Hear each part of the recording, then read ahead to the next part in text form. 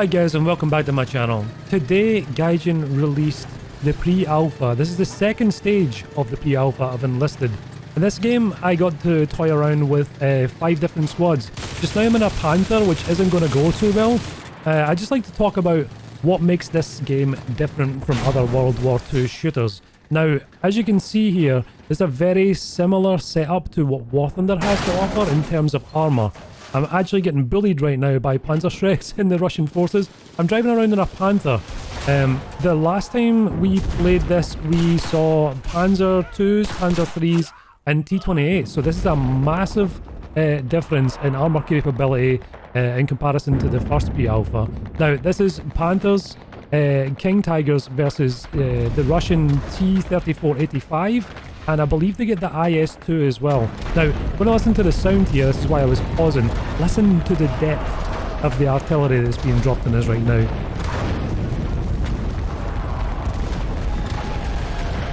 It's absolutely phenomenal. The audio in this game is so good. The unfortunate thing is, I think the audio balance is just a little bit out. The difference in volume between getting shot at with rifles and submachine gun fire is like vastly different from the rest of the audio volumes. You'll see that throughout this playthrough. Now I'm using my assault class. This is I don't remember the name of this gun, but it's a semi-automatic rifle that uses the same magazines as the Sturmgewehr. This thing is awesome. It's one of the starter rifles for the Axis. Now, as for the gunplay, you can see here that the actual gunplay itself is a little bit janky. I feel like the movement is just... It feels a little bit watered down compared to other kind of modern shooters like Escape from Tarkov. As a game I'd like to compare, you know... Tarkov is a great shooter. There feels like there's a lot of weight and momentum in your movement, whereas this game is a little bit more arcadey. Now, I wouldn't say it's a terrible thing. It actually kind of works well for this game. I just like to see some polish on the collisions. You'll see here our AI, we'll talk about this in a second. The AI infantry that's with us kind of push you around a little bit, and it does get a little bit frustrating. Now, Gaijin have stated that this is their second iteration of the AI movement, so we'll probably see that improving over time. Now, this is, like I said, this is a pre-alpha. There's a lot of subject to change here, but for a pre-alpha, this game runs as smooth as butter. You hardly feel anything to do with the netcode. All it really seems to be is just the movement itself. I think just a little bit of polish. We're going to see. I think we're going to see it improve over time. Fingers crossed for that. Yeah, you can kind of run and gun like this pretty well. Although, yeah, this is about to happen. Yeah, I get shot down. Now, you'll see there that I had the option to heal myself. Now, that isn't a Battlefield pickup or anything. That is part of your standard equipment. You can customize your loadouts for each individual unit that you bring out. What that means is, you, the player, what makes Enlisted unique is you can bring out an entire squad of AI with you. As much as you want. You can bring just yourself, or you can choose to have, I think it's up to 6 right now I've managed to get in total in my squad. Now, the way it works is, if your main character is killed, you can take over one of your AI that's following you. You can even give them directions, a bit like the old school game Freedom Fighters, if anyone can remember that. You can kind of send them off the direction. You can tell them to hold, or they'll just permanently follow you around the battlefield and try their best to kind of cover you. The AI right now is in a bit of a bad state. They do push you around, like I said. The other thing as well to be aware of is that the enemy AI, whenever you're being shot at by them, they seem to know your exact location always, and they'll always pop shots towards you. Sometimes you'll just get God mode sniped like this AI here, or sometimes they'll just miss you entirely. They are a bit silly. But hopefully we'll see some improvement for there. The thing is though, the AI aren't really there to enhance, you know, your experience, as in they really shouldn't be helping you. You should be using them as kind of mobile respawn points. So when Gaijin say this is a 10v10 game, bear in mind, if it gets to the stage later on in the development of the game, once this game has been released, you could see up to 60v60 just because you can pull out 6 players, 6 AIs out with you at any given time. So you've got lots of targets to shoot at, you've got lots of opportunities to flank, and you've got lots of opportunities as well. If you do flank and you are killed, you'll just be able to take over your AI and take them back into the battlefield. Right now I'm using an assault class. This guy's got a nice MP38 submachine gun. The submachine guns are kind of nice to use. They don't one-shot kill as much or as effectively as the bolt actions and the semi-automatic rifles do, and that's obviously a kind of balance and realism thing. Yeah, I just get absolutely ganked by AI there. And there we go, we just switched to my other AI guy. I whiffed this shot, it hits the fence post, and I think I die here. Maybe not to this guy, we'll see in a second. Yeah, there's another guy. We just get sniped from down the road. So you can see as well, I've got 5 different classes that I can choose from. Each of these individual classes are completely upgradable. The weapons you carry, the type of equipment that you carry. I've got an explosive pack out with this particular squadron. This is an anti-tank squad. I do have a Panzerschreck, a sort of variant. I'm trying to get a little bit of a flank on here so we can take out some of the T-3485s. Basically in this game, I tried to do everything in my power to showcase just about everything that's available in this alpha right now. Now there are other squads we can unlock, and I'll probably do a video about them later on, such as mortar teams. There are machine gun teams, and there's also paratrooper teams. And you get the FG42, the infamous FG42. I'm looking forward to picking that up. We also have the Tiger 2, which is a late on research. We've only got 2 days to get it though, so I'm going to have to heavily grind to see what that heavy tank is going to be like. No doubt against T-3485s, it's going to be a bit of a bully, but I'm yet to see what infantry can do with the equipment that they have for taking you out. The Panzerschreck I'm about to use has a shape charge. We get a shot out there and we hit him just in the upper front plate. I don't know if it... Yeah, it was me who killed him. It popped up in the kill feed. And then I fired at some infantry there as well. So yeah, this is a shape charge.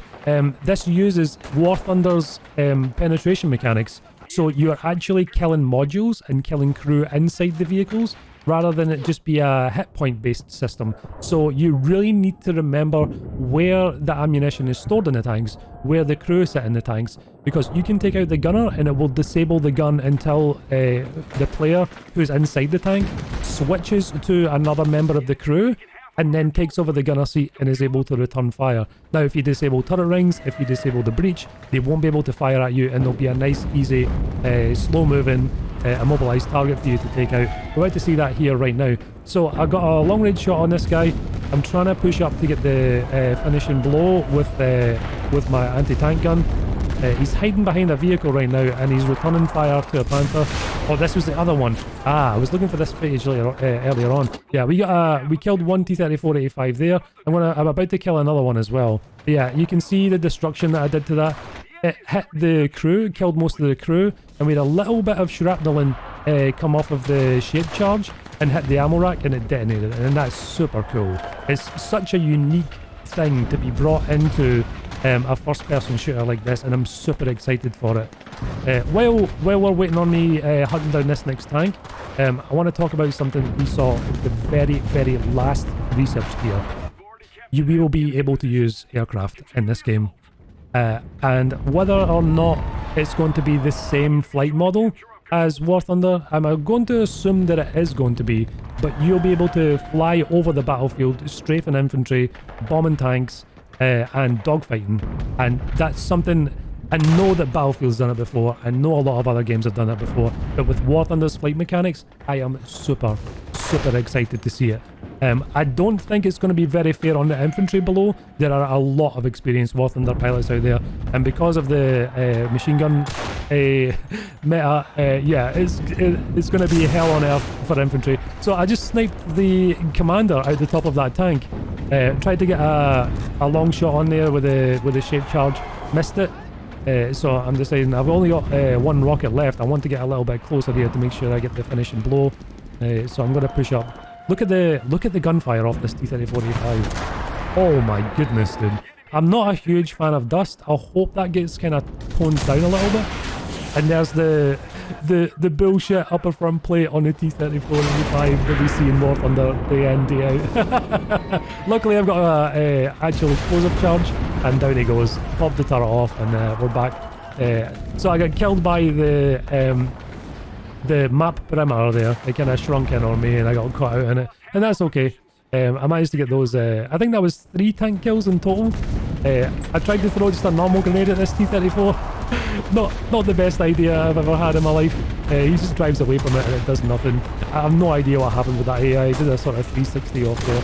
But yeah, the shooting mechanic, like I said, not fully polished, but not really frustrating to use either. So I tried to get a tank out for a second time. Couldn't quite get that, so we decided to go with the sniper. But yeah, we've got the sniper rifle here is just a Car-9A. You can switch the scopes in and out depending on the characters that you recruit. And it looks like we've got some sort of MMO style character switching. So basically you can get loot drops in game. They're free at the current time. I'm not sure how they're gonna. I'm not sure at all how they're gonna monetize this. But yeah, basically this character is a 4-star character, which means you can take 4 perks. Everyone else in the squad is either 1-star or 2-star, and it looks like eventually you'll be able to upgrade your squads with all 5 stars with all perks, and you can, like I said, you can fully customize your crew.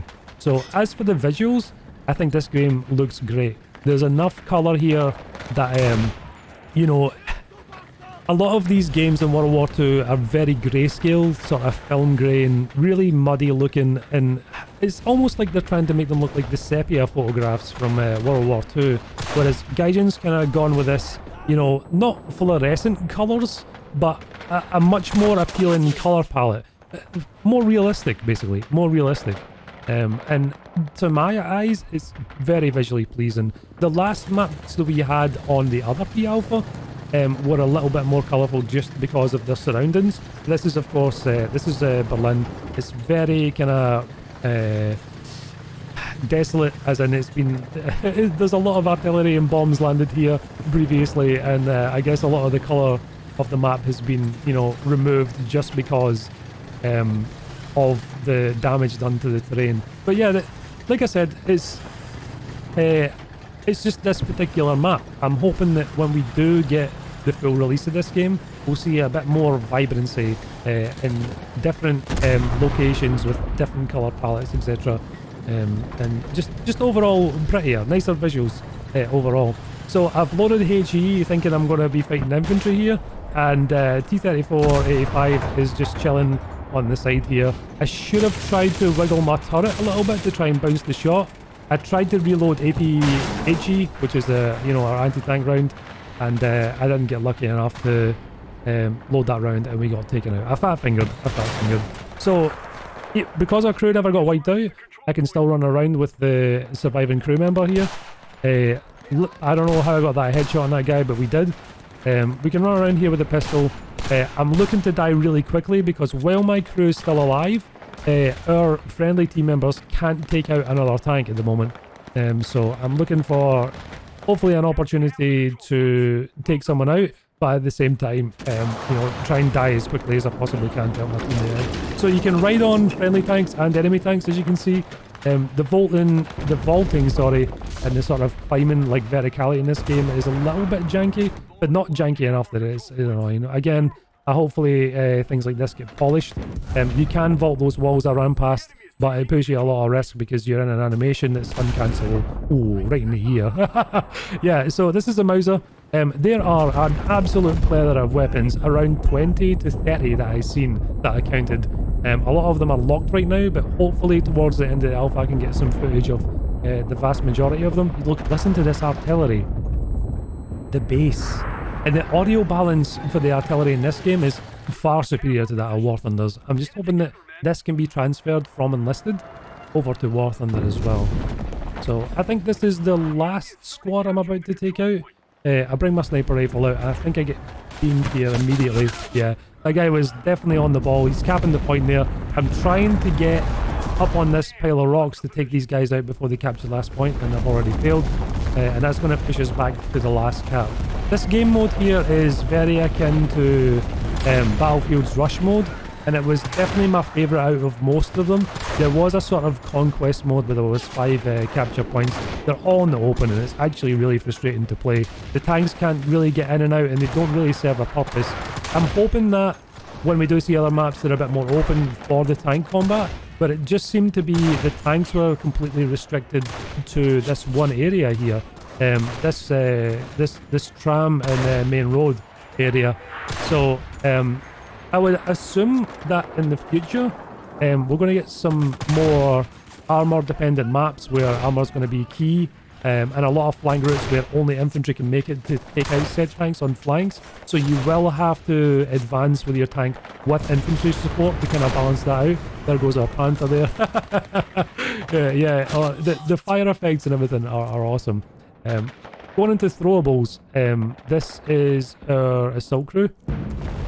We do have Molotov cocktails, so those weren't in the last iteration of this alpha, so we'll probably see other things as well. Landmines, probably trip mines, those sort of things. I'm hoping to see anti-tank mines being able to be placed as well. Not too hidden that, you know, if you are driving about your armor, it's just frustrating because of loads of them lying around. But at the same time, you know, just more options to take the armor out. The tanks in this game are obviously first person. They're difficult to see your surroundings, etc. But at the same time, they can be very overpowered depending on the position and in the map as well. Last alpha, I managed to get 60 plus kills in one single tank, just because of the position I was in, and there was no real anti-tank ability from infantry to take me out. It was totally dependent on the other tanks, so the infantry kind of fell in the middle and got absolutely annihilated just because of that. More artillery again. There's a guy who's been down and was trying to self-res himself. So you can see you can still kind of flick shot and do, you know, a lot of skilled play with the bolt actions. You're not really restricted to you know, a lot of other shooters. The movement's pretty janky and the aiming's pretty janky. I think the aiming in this game is absolutely fine. It could just do with a little bit of polish. Overall, I'm pretty happy with it. As a competitive first-person shooter myself, there was no real stage where I was thinking, you know, oh, this shooting is so annoying that it's upsetting me. I still had a fantastic time. Yeah, I am super excited to see where this takes us in the future. We're just going to let this clip play out here. I try and do a little flank, and it looks like we're down to 100 or a couple hundred enemy tickets. Every time we kill someone, it takes a ticket away, a squad, depending on the amount of AI that were in the squad supporting it. So that's basically the name of the game here, is just hold off the Red Army until we bleed their tickets out. Now, if there are still remaining enemies on the map itself, they can still take the last points. So once you've bled out the tickets, the game isn't over yet. The people who are left in the game, they have a certain period of time until they can capture the point, or the timer runs out, and then it's victory for the Axis. I've blew up that T-34-85's tracks, and that guy's figured out that he can actually repair those by being outside his tank. I took out a couple of his crew members, and now he's very angry. These two T-34s are working together in tandem, so I'm kind of stuck in the middle here. And this is a really epic moment here. Like, these two tanks so close to me but don't have the gun depression to take me out. I'm trying to figure out where I want to go to try and get myself out of this situation. I head over to the cap here because these guys are capping. I tried to get the last few guys that are on this cap here out with that shot. Managed to get this guy with that one. I think I get another one here, and then the last guy pushes me and takes me out. There we go, 3 kills and down I go.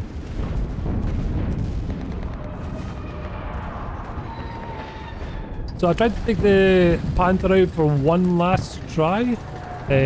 Meanwhile, the last cap is kind of in a really awkward spot for me to go and cover.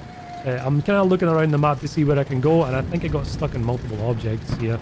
But one thing I would like to note on this game compared to Post Scriptum and Hell Let Loose is that this game has a lot of destructible terrain. So the likes of these concrete pillars and things, we can run those over. Lighter trees, smaller lampposts, etc. Fences, walls, all destructible. Whether you want to shoot them down or whether you just want to ram them and see that your tank has enough mass to do that, it can be done. I think I just got stuck on the sandbags here. that are on my right hand side track. This was kind of a frustrating moment. Obviously you're going to have to be looking where you're driving, but overall the tank mechanics are very nice.